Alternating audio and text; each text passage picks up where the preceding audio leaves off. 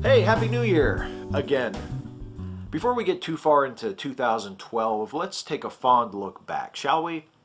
Come on, all the cool kids are doing it. Here are 5 stupid things I noticed about 2011.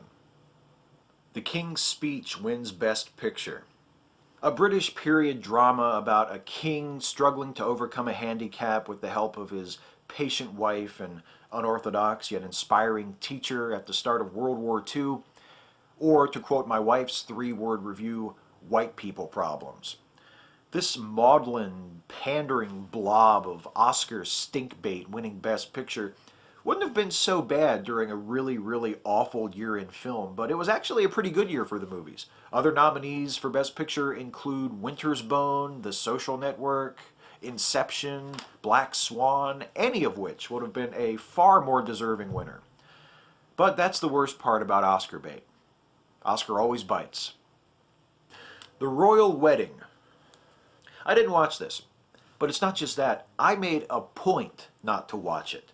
In the months and weeks leading up to the wedding of Prince What's-His-Name to Kate Who Gives a Fuck, I could sense the anticipation building. I could see how eager so many people here in the States were to gawk at the wedding of two people they had absolutely no reason whatsoever to care about, and how eager I was to not watch any of it.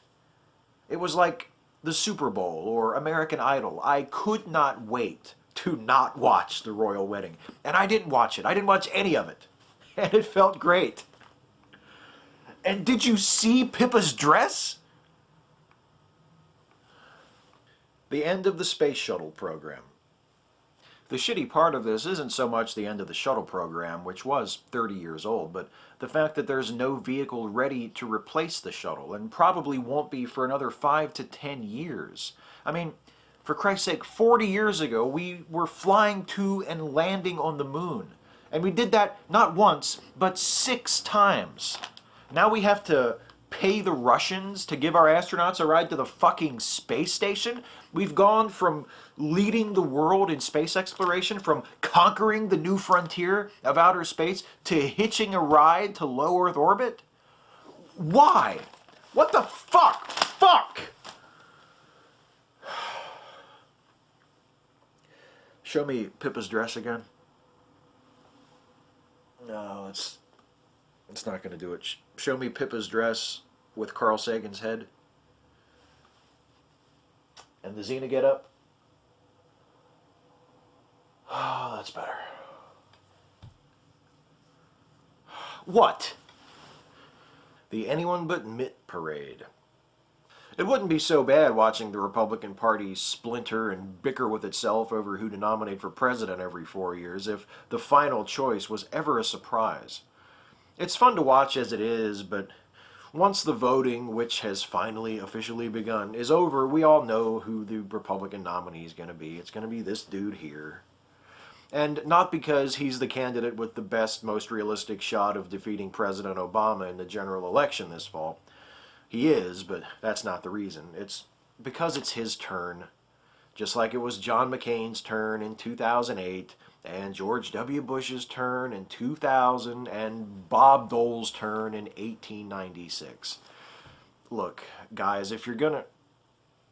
What?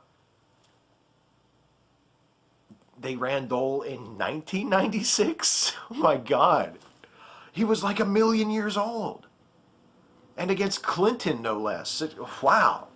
They really didn't give a fuck that year, did they? Holy shit. Damn. What was I saying about the Occupy movement fails to move? Occupy Wall Street.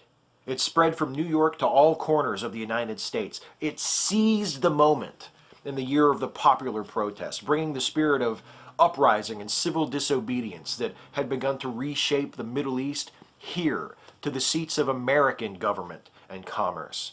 Its protesters stood up to the police, refused to scatter or weaken, captured the attention of their nation and the world. And then, we're still waiting on that part, actually. Look, I'm pro-Occupy, okay? Given the choice between the haves and the have-nots, I will throw my lot in with the have-nots every single time. And you guys should be proud of yourselves, because in 2011, you started a movement. But you know what you should do in 2012? Take it somewhere. The hardest part is only picking 5. Catch you next time.